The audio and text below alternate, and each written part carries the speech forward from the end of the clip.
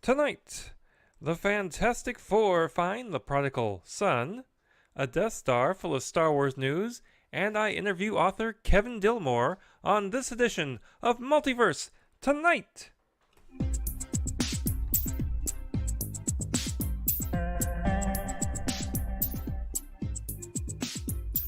There are many universes out there. Welcome to the one with news about all the others. This is Multiverse Tonight. Now, here's your host, Thomas Townley.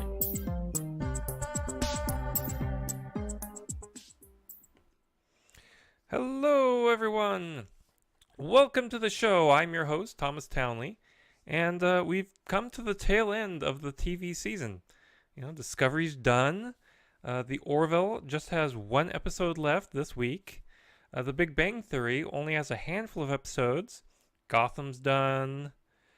Westworld only has 5 episodes, or not Westworld. Game of Thrones only has 5 episodes. It's the end. Time to go to the movies. I'm sure you all have your Avengers Endgame tickets by now. The Spider-Man movie Far From Home has been moved up. There's a new X-Men movie, although, frankly, I'm not that interested to see it. There's It Chapter 2. All sorts of great movies this summer. And, have a good time at the movies. And be sure to listen to our show while you're on your way to the theater. And be sure to check out multiversetonight.com to see our show notes, affiliate links, the occasional original column, and much, much more. Now, let's get on to some Marvel news. Writer Peter David and artist Francisco Mana are all set to introduce you to a brand new character in July in Fantastic Four: The Prodigal Son. Son, spelled S-U-N, number 1. The story centers around a mysterious character named Prodigal in the Savage Land who is treated as a god by the barbarians there. However, when the barbarians decide to take over the world, the Fantastic Four step in to put a stop to it. Fantastic Four: Prodigal Son will be followed up by 2 one-shots, Guardians of the Galaxy: The Prodigal Son and Silver Surfer: The Prodigal Son. Also in July will be a return of the Future Foundation in the backup story of Fantastic Four number 12, as well as a solo series for The Invisible Woman. On April 11th, we got a look at Disney's brand new streaming service, Disney+. First off, the service will arrive this November and will cost just $6.99, or for a full year, $69.99. This is called cutting Netflix off at the knees. Disney Plus will have 25 original series in the first year and almost every film from the Disney vault, as well as 30 seasons of The Simpsons. The service will also be the exclusive streaming home for all of Disney's movies going forward, including Frozen 2, Toy Story 4, and the new Star Wars movies. By the way, one of the movies not being released from the vault is Song of the South. Also, the original Dumbo will be included, but will have an edit as well. Original series will include Star Wars, The Mandalorian, an unnamed series based around the Cassian Andor character from Rogue One, High School Musical, the series, Marvel's The Falcon and the Winter Soldier, Loki, the poorly named Scarlet Witch and Vision series, WandaVision, animated series like Pixar's Spark Shorts, the Monsters Inc. based series Monsters at Work, Star Wars Clone Wars, Marvel's What If, and documentary, unscripted, and live specials like Encore, which comes from executive producer Kristen Bell, an untitled Walt Disney Imagineering documentary series, The World According to Jeff Goldblum, Marvel's 616, original films like Lady and the Tramp, the Phineas and Ferb movie, Stargirl, this is based on the New York Times best-selling young adult novel of the same name, not the DCU character, of course, and much, much more. One show that is not on that list, however, is a Team Thor show, but Chris Hemsworth would love to see one. You see, prior to the release of Thor Ragnarok, director Taika Waititi made a short mockumentary titled Team Thor: While You Were Fighting, a Thor mockumentary, which followed Thor and his roommate Daryl. When asked Chris about the possibility of such a TV series becoming a thing by MTV International, Hemsworth responded, quote, "I'd love to do that. I'd love to see Daryl more. I'd love to do a mockumentary TV show of us living together and rooming together and our day-to-day adventures outside of saving the world, just sort of the regular stuff. I thought that was a lot of fun to shoot, and also I think it'd be cool to have a TV show like that. Yeah, surfing, fishing, we got a pub. It'd be a good fun. Tamed Asgard and got to explore that world." Unquote. Maybe Chris ought to propose it to Disney Plus? You never know. They're always looking for content. As we discussed in the last episode, a lot of people got dusted by the snap. One of the survivors was Bruce Banner. However, it could have been different. While promoting Avengers Endgame, the normally loose-lipped Mark Ruffalo told Yahoo that he really didn't know that he would survive until he saw the movie. Quote, "For one take, I did disappear, and then the other one, I didn't. I was pretty sure it was going to be me. It's like Survivor. It's like, who's going to get kicked off the island? And I probably should have... It's like Project Runway for leakers." Unquote. So did they shoot the scene so that Mark wouldn't know which was the real one? And did they make sure to film several variants of key scenes so Ruffalo couldn't leak the endgame? Captain Marvel has passed the billion-dollar mark in the worldwide box office, and no one could be happier about it than the film's star, Brie Larson. Brie reacted to the news that at the Women in the World conference with, quote, "I'm very grateful to have broken this glass ceiling of normalizing the concept that women can also make $1 billion. I don't know why that was so hard to comprehend in the first place. It's just like we're human, whatever. If people needed this to be another reminder this decade that minority groups can open movies and make $1 billion, then great. I'm here. I did it." Unquote. This Easter weekend, Captain Marvel did receive a bump, jumping up from number 6 to number 4 at the box office. Its international box office gross currently is at $1,089,526,133. The Fox Mutant series, The Gifted, has been gifted with the axe, as the Fox network has canceled the series. Fox, the studio, and Fox, the network, are no longer under one umbrella, and this could possibly be the reason for the cancellation. Now the possibility does exist that the series could find a home on, say, Hulu or Disney Plus, or one of the many cable networks that Disney will have now that it needs to put content on. If The Gifted is gifted with resurrection, we'll let you know. Now, let's go on to some DC news.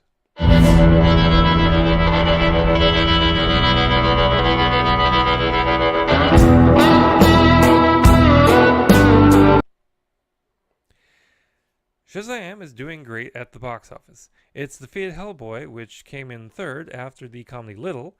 In its first 17 days of release, the marvelous movie has brought in $322 million worldwide. And Shazam star Zachary Levi is doing good off the screen as well. A mother named Christina Gianelli wrote on social media, quote, "My son just got back from seeing #Shazam."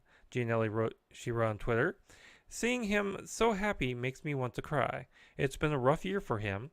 He's homeschooling after being bullied. He's in therapy now, and being able to tell him this superhero at Zachary Levi has also been and struggled is huge. Thank you." Unquote. Zach was touched by the tweet and tweeted back, quote, "My heart is bursting with love right now for your little man.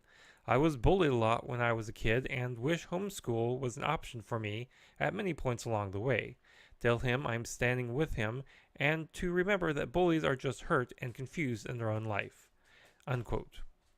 Christina then tweeted back that her son was crying after she read Zach's response to him and that Mr. Levi, quote, "made his year." Unquote.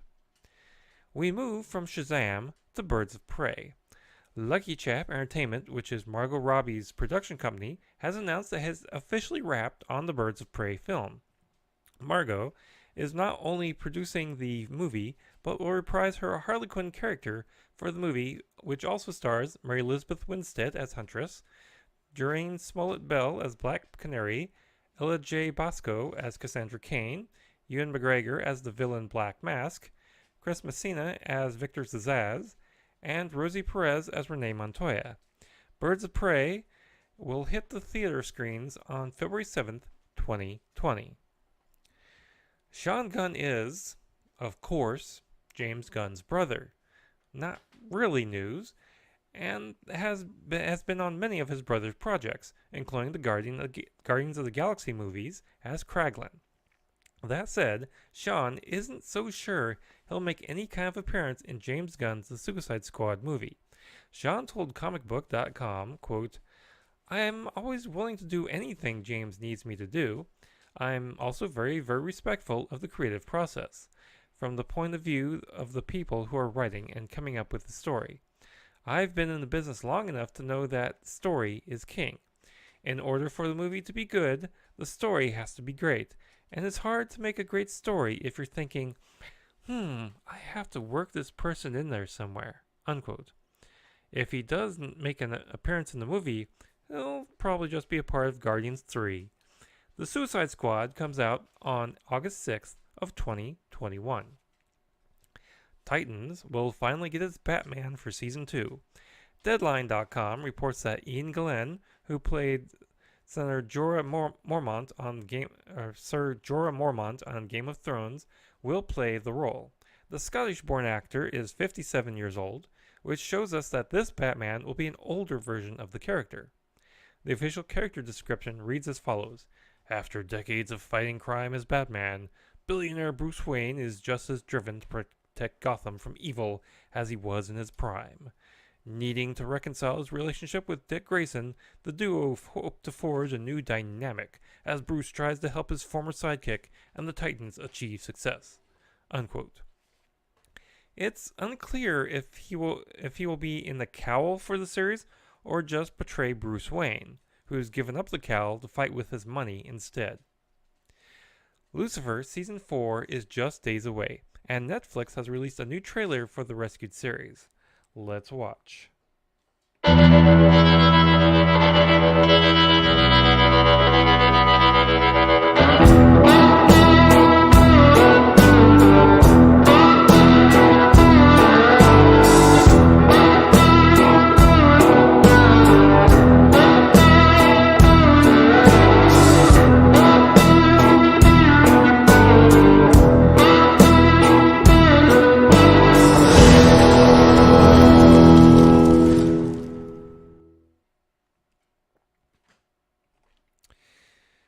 Season 4 drops on May 8th.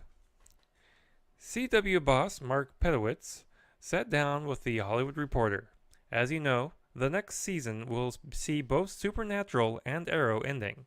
So what direction does Mr. Pedowitz want to take the network's genre offerings? Quote, "We know who we are, and it's pretty set forth in the development. The next Arrow spin-off, Batwoman, will help extend the franchises and the Arrowverse. We think Lost Boys, a reimagining of the 80s movie, fits a lot of what the CW is, and you have the Jane the Novella, a Jane the Virgin spin-off, which is a very interesting twist on Jane now being an author.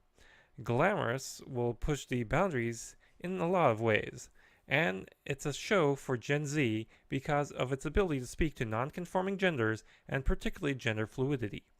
We're happy with Nancy Drew, which will have a supernatural twist to it, as well as the Riverdale spin-off, Katie Keene, which I believe was creator-showrunner Roberto Aguirre Sacasa, and his team will make a huge difference to us, and hopefully it captures that Gossip Girl feel a decade later," unquote. Yeah, I think the CW will be just fine. The LA Times reports that in July, DC Comics will be putting a spotlight on Lois Lane and Jimmy Olsen in two new 12-issue maxi-series. Lois Lane will be written by Greg Rucka and artist Mike Perkins, and Superman's pal, Jimmy Olsen, will come from the pen of Matt Friction and art by Steve Lieber. Lois Lane will see Lois investigate threats and conspiracies in a story that DC hopes will show what makes Lois very remarkable. In an email from Rucka quoted by the LA Times, quote, Lois Lane is the best investigative reporter in the DC universe. This is our truth, and this is what the book is about, unquote. Friction and Lieber's Jimmy Olsen, according to the team, will be ridiculous and sublime. In a phone interview with the Times, Friction said, quote, Jimmy's videos are basically the only thing keeping the lights on at the planet anymore. They have to let him keep doing this thing because it's the only thing that pays the bills, but it's also really expensive. Because they keep having to rebuild Metropolis after any messes he causes.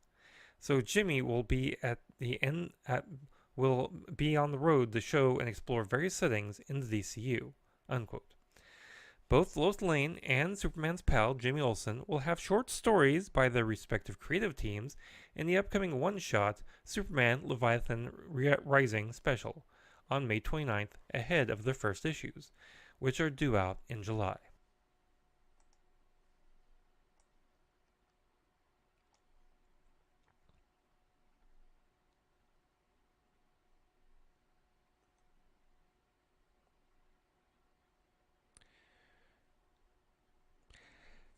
Friction and Lieber's Jimmy Olsen, according to the team, will be both ridiculous and sublime. In a phone interview with the Times, Friction said, quote, Jimmy's videos are basically the only thing keeping the lights on at the planet anymore. They have to let him keep doing his thing because it's the only thing that pays the bills, but it's also really expensive because they keep having to rebuild Metropolis after any messes he causes. So Jimmy will hit the road to show and explore various settings in the DCU, unquote. Both Lois Lane and Superman's pal, Jimmy Olsen, will have short stories by their respective creative teams in the upcoming one-shot Superman Leviathan Rising special on May 29th ahead of their first issues, which are due out in July.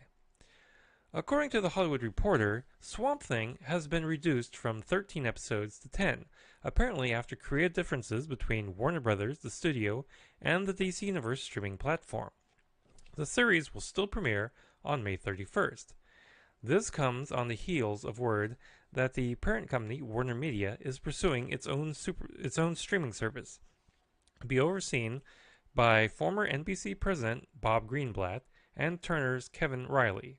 Warner Media has yet to reveal anything about the platform, but it probably will have it ready before the end of 2020.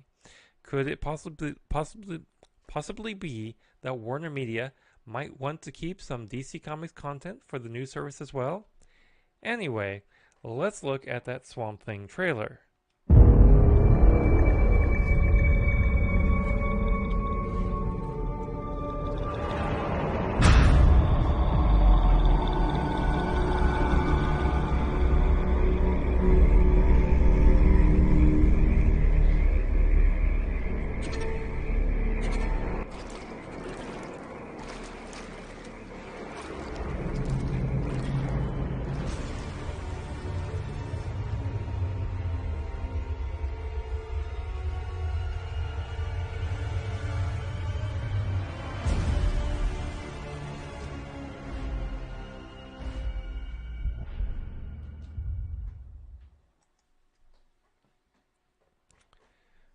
Creepy.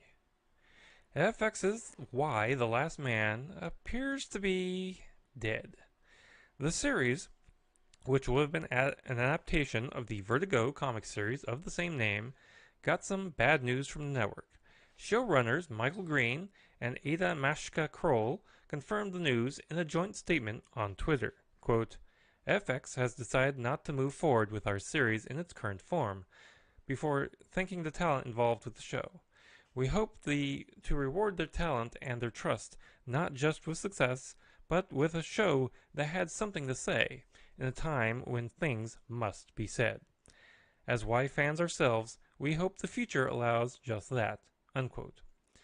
Given that FX is now owned by Disney, not Fox anymore, I personally don't see this project going forward. However, a spokesman for FX told Friday that the network is still planning to move forward with the series with its current cast, so I guess we'll just have to stay tuned. Now, let's see some Star Wars news.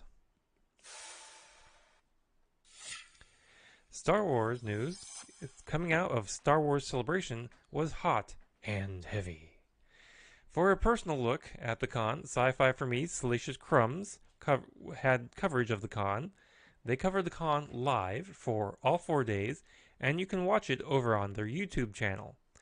Now, let's start off with some comics news that came out of Celebration. A new Darth Vader miniseries was announced. Target Vader is a 6-issue miniseries with no release date.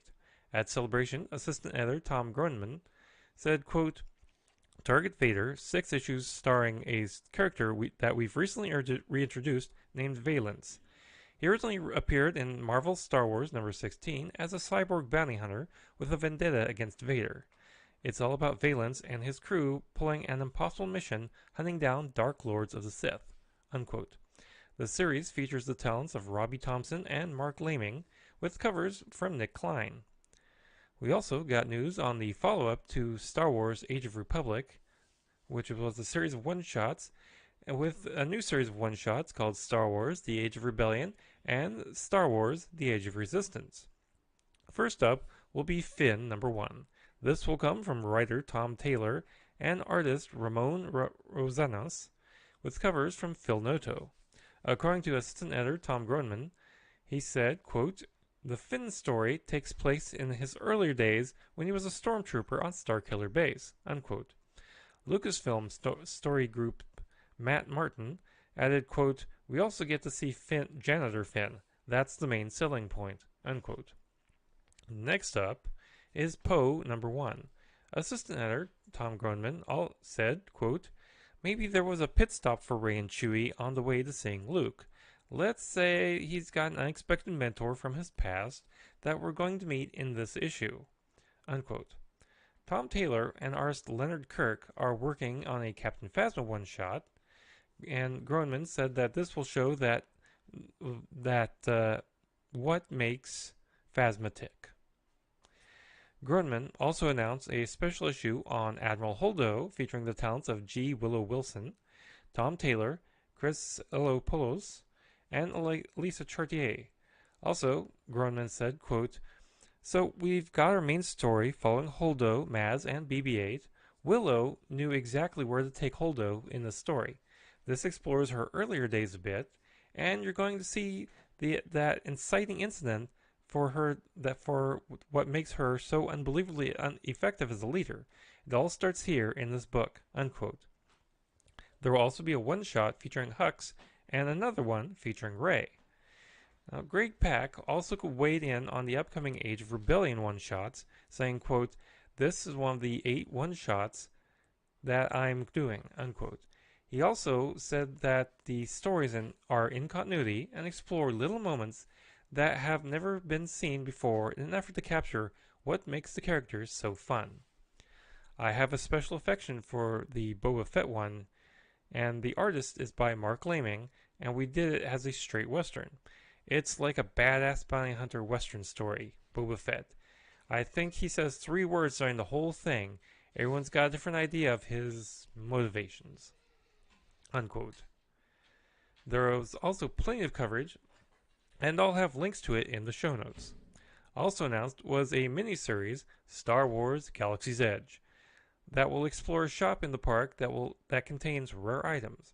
Writer Ethan Sachs said, quote, there's a criminal gang that is out to plot a heist for a specific object there, unquote.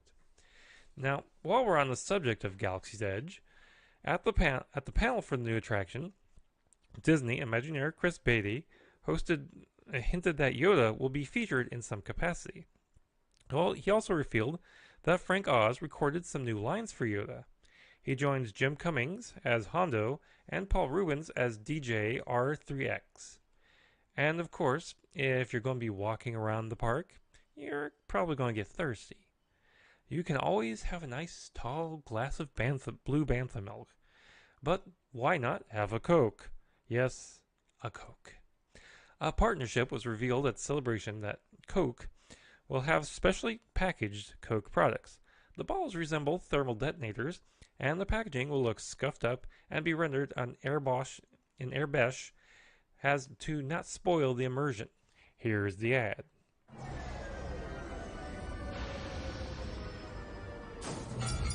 What was that? Look, there.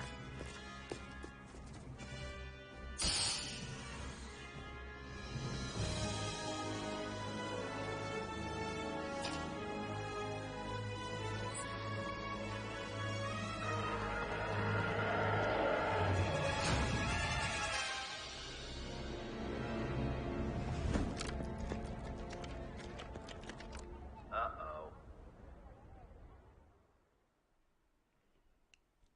So, I guess you can have a Coke, but just don't smile. The stormtroopers will probably shoot you. The park opens on May 31st at Disneyland and on August 29th at Disney World.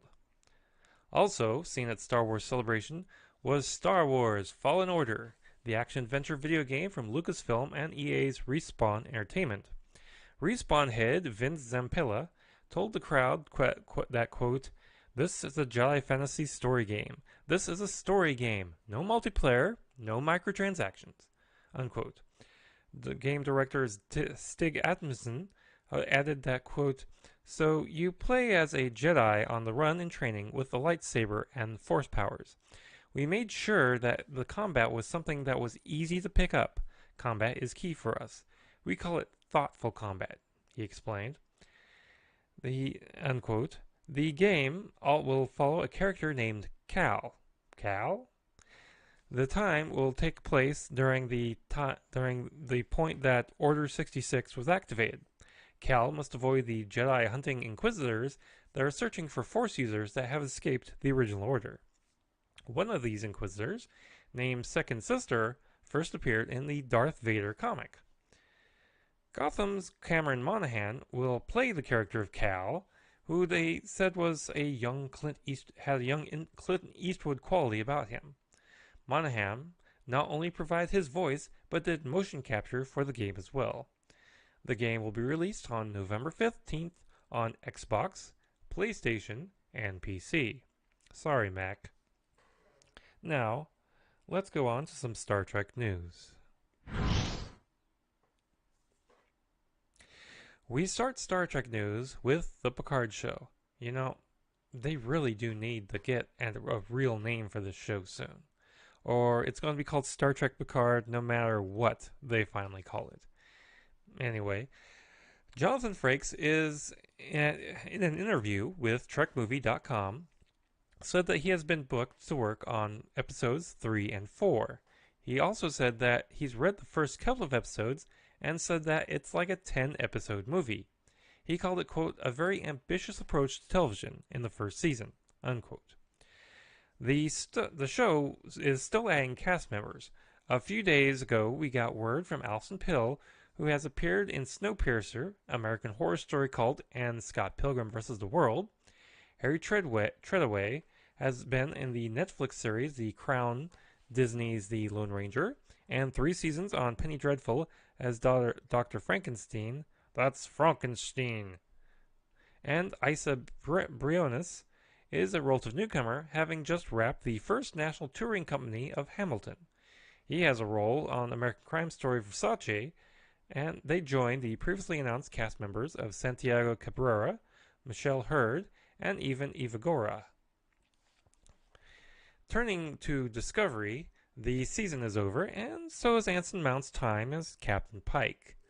While the storyline this season has had issues at times, Anson Mount's Pike was one of the truly bright spots of the season. There has been such an outpouring of love for Mount's portrayal that a Change.org petition calling for a Captain Pike series has over 11,000 signatures.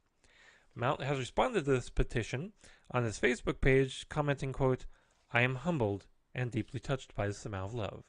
I have never received such gratitude. Please know that my gratitude at having been given the opportunity to walk in Captain Pike's boots is equaled only by that which I feel for the Trek family's devotion. Seriously, thank you from the bottom of my heart." Unquote. Could CBS listen and make a Pike series? Doubtful.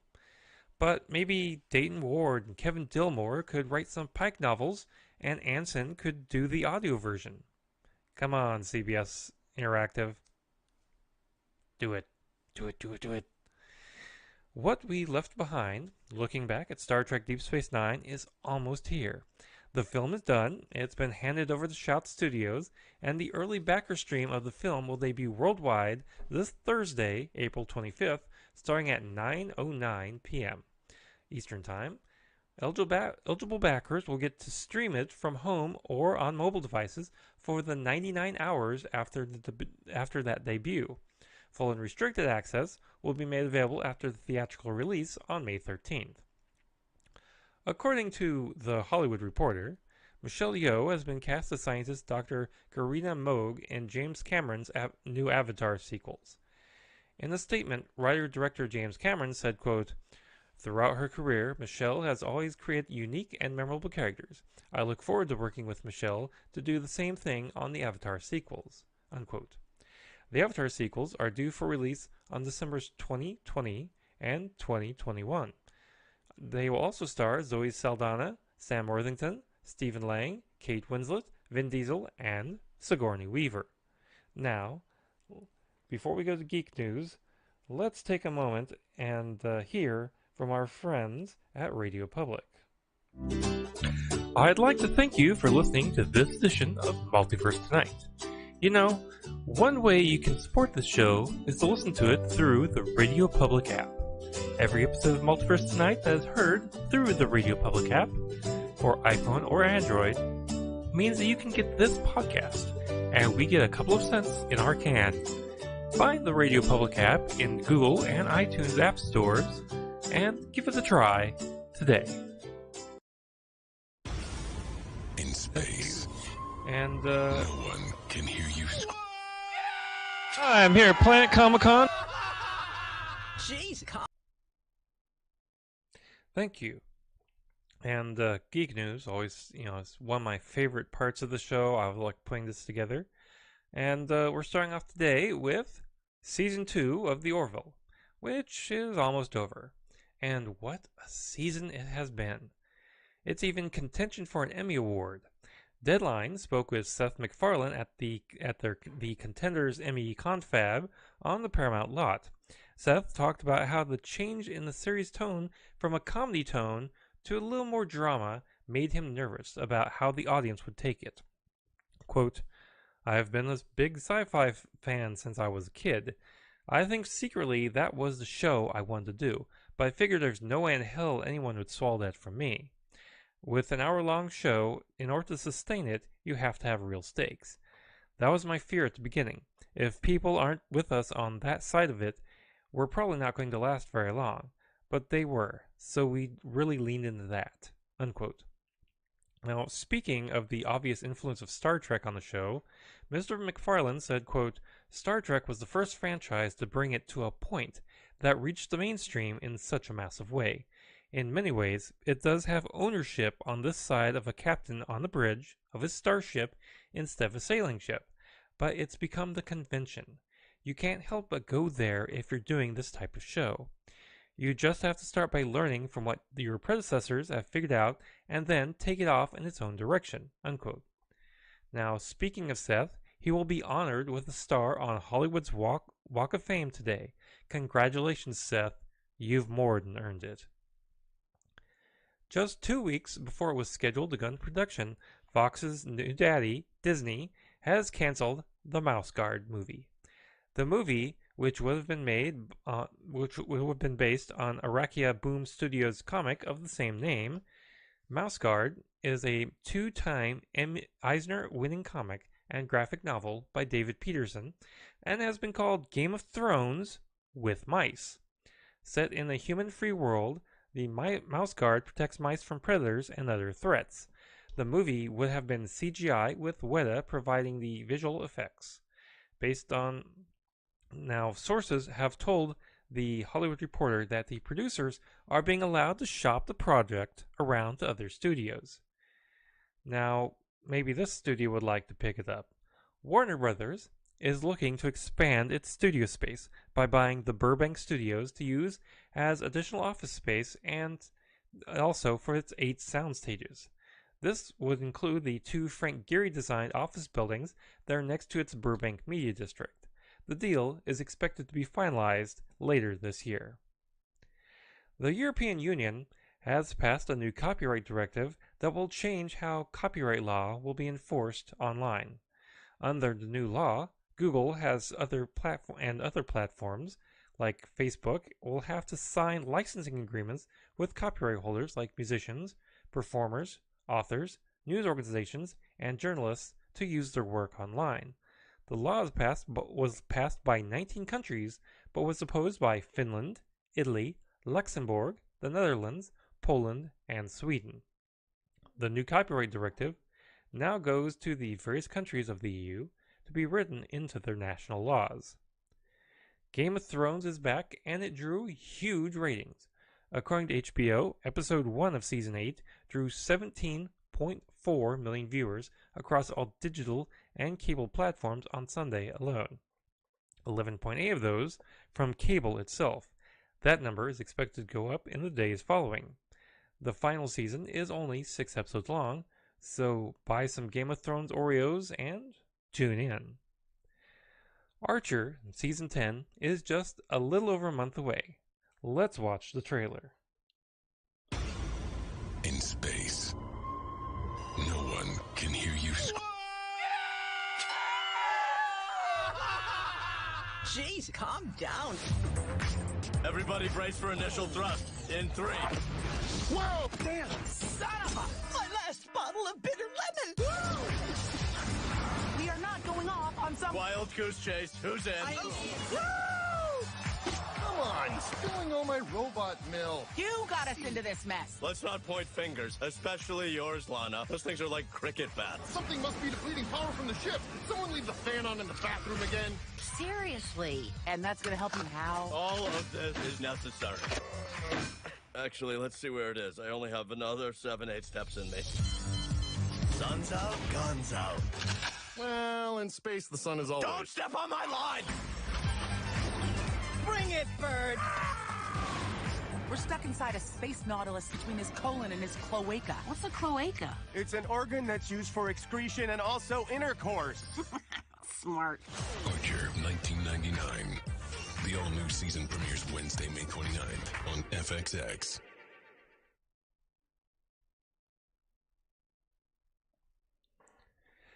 Archer 1999 is the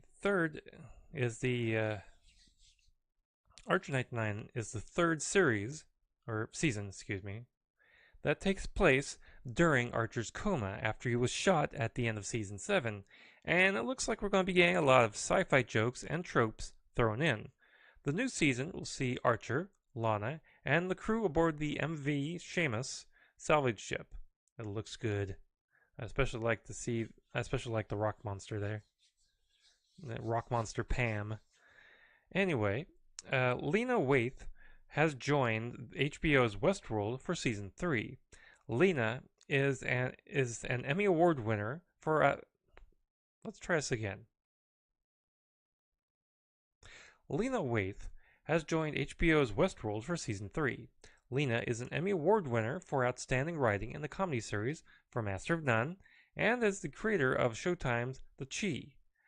While her role is currently under wraps, she will be joined also by newcomer to the series, Aaron Paul, best known for Breaking Bad.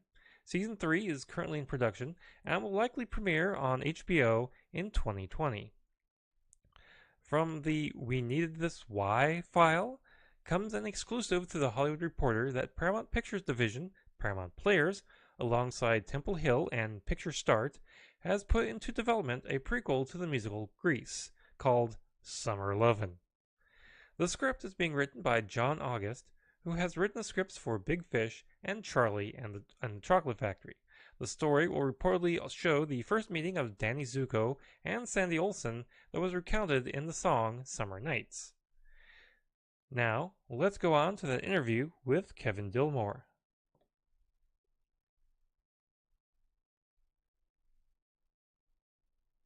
I'm here at Planet Comic-Con 2019 for Multiverse tonight. Here on the last day, I'm here with Mr. Kevin Dilmore, author extraordinaire. I gotta give you the same mock-up as Dayton. Yeah. If you said it about him, then that's kind of you to say it about me. And so, give us kind of a dust jacket cover of your career. Wow. Okay. Well, I started off in journalism. I worked for a newspaper for 15 years. Also worked for magazines. Moved into fiction writing about 20 years ago. So I think my first fiction was in 1999 or 2000. I'm trying to remember which. I continued doing that until. I'm still writing fiction, but I also moved over from my newspaper job into a creative writing job at Hallmark Cards here in Kansas City, and I've been at Hallmark for almost 14 years. And what do you do at Hallmark? Well, as a senior writer, I write about anything that they put in front of me. If they want me to work on greeting cards, I work on those. Gift books for readers of kids' age as well as adult. I work on scripts for video presentations. I've written marketing materials. Tournament club articles and yeah, just about everything that they need me to do, I'll have a hand in. Oh, great! And so, what are you working on right now? Well, it depends on my Hallmark side is where I'm putting a lot of my work right now. I'm doing some projects for Keepsake Ornaments. I've got some internal video projects I'm working on. I'm also working as an approver for the Rainbow Bright comic book. A lot of people don't know that Rainbow Bright, when she debuted in 1983, was a creation of Hallmark Cards, and we retain those property rights, and anything that shows up with Rainbow Bright, we have a hand in. Dynamite Comics started publishing a Rainbow Bright monthly series in October of 2018, and so I've been helping approve the scripts by Jeremy Whitley, the art by Brittany Williams or Xenia, depending on which issue you look at. Paulina Ganicho's cover artist, and Valentina Pinto is our colorist, and Taylor Esposito is our letterer. So anything that they do, I get a chance to look at and give a thumbs up or a needs more work, which trust me, it rarely needs more work. Oh, I'm sure. Now, you've written a lot of Star Trek books, of course. And have you watched the Discovery? Oh, absolutely. No, I'm a big fan of what's happening with Discovery. So I mean, no spoilers because I'm a little bit, I'm a couple episodes behind with, just being busy. That's one of the saving graces of CBS All Access is that I get the opportunity to watch it when I like. So, okay. But no, I'm very happy with it. Oh, great. And so they're coming out with more Star Trek, Picard series and then animated series. If they came to you and said, "Hey, would you write for this? Would you?" Well, I would absolutely jump in to try to tell a story in Lower Decks, the animated series. That Mike McMahon, I had an opportunity to meet him a few years ago when we had published. We both had Ed Schlesinger as a editor for Pocket Books at the same time, and Ed introduced me. I've been able to keep in touch with Mike a little bit over the course of the ensuing years. I love his work on Rick and Morty. I think that he's a talented writer. I'm very eager to see what his ideas are for Lower Decks. If he said, "Hey, Kevin, you got any ideas?" Well, heck yeah. I mean, I'd be glad to try to inject a little bit of in the box humor for Star Trek. And you said you like Rick and Morty. Would you write for them? I don't know if I'm smart enough to write for Rick and Morty. Those scripts are tight and they are fun and they're multi-layered. I get a great deal of enjoyment out of watching Rick and Morty and reading the comic from Oni Press. I could probably try to stumble my way into telling a story, but I would really have to draw deep to get the Rick Sanchez voice and Morty's voice, and no, it's wonderfully fun for me. Okay, so if you could write for anything, any franchise, anything out there, what would you want to write for? Well, first thing I'd want to write for is Howard the Duck. I've been a Howard the Duck fan since I can remember. I know it was Howard the Duck comics that started getting me collecting comics in the 70s.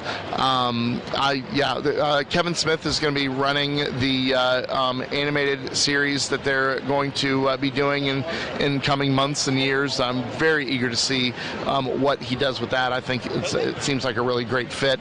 But yeah, I mean, if I was gonna jump in and try to play with the character, Star Trek is a great adventure. It is certainly a great character study, but I also think that it is a great social commentary. Those are the things that I really liked about the original series, the things that I try to put in my stories, and I would love to do social commentary with Howard the Duck. And okay, if you had Hall of Fame of your work, what would be your best work? Wow, my best work? I don't know if I want to say what my best work is. I can tell you what I still feel really proud of. I think we did some great work on the Vanguard series and the follow-up book, Star Trek Seekers. But to work with Marco Palmieri and David Mack and, of course, Dayton, and the four of us kind of plotting out this whole rich corner of the Star Trek universe where we could kind of play with our own ideas and expand on those and tell a story that I think is still pretty compelling. I'm really proud of Vanguard. Okay, last question. And if you were a bird, what kind of bird would you be? Wow, well, I'd be a meadowlark because that's the Kansas State bird. Awesome. Well, Kevin Dilmore, thanks for joining me, and we'll see you again in the future. That sounds great. Thanks for having me on. I appreciate your time. All right. Thank you very much. We'll see you soon.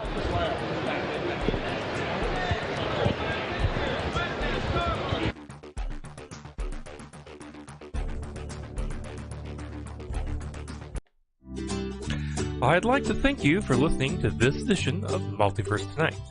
You know, one way you can support this show is to listen to it through the Radio Public app.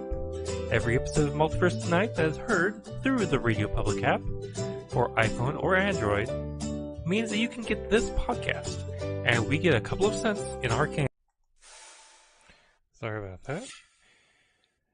Well, that was a great interview, and that was a great convention as well.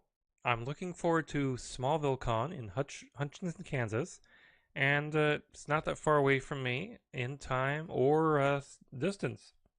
One more thing before we wrap this up. I'd like to say congratulations to Dr. Steve Ruppel, a Wisconsin chiropractor who has broken the Guinness World Record after watching Captain Marvel 116 times since it opened in early March.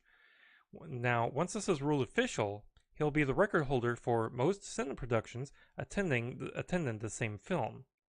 Now, this is actually Dr. Ruppel's 5th broken world record. He also had one where he ran a half marathon wearing 60 shirts over each other. So, there's that. Now, I have to kind of wonder about Dr. Ruppel. Apparently, either he has a lot of business so he can go to the movies a lot, or he has no business so he can go to the movies a lot. Anyway, it's anything to have your name in a history book. Well, that sounds kind of snarky. Anyway, good on him. Let's put it at that. And that brings us to the end of another edition. Now, be sure to check us out on our social media. We're at Twitter, at MultiverseTom. We're also on Facebook and Instagram as well. And if you'd like to contribute some money, please go ahead and visit mtpodcast.com. And you can go and visit our Ko-fi and our Patreon links as well. And be sure to visit multiversetonight.com and check out the affiliate marketplace links, the link to our TeePublic store, our show notes, and so much more.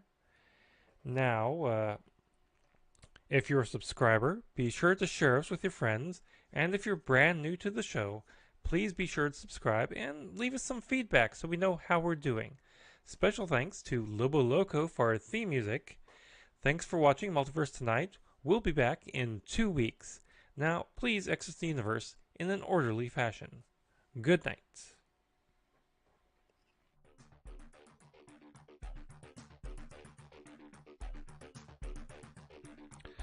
Multiverse Tonight is a production of Half Baked Genre Productions. Copyright 2019. All rights reserved.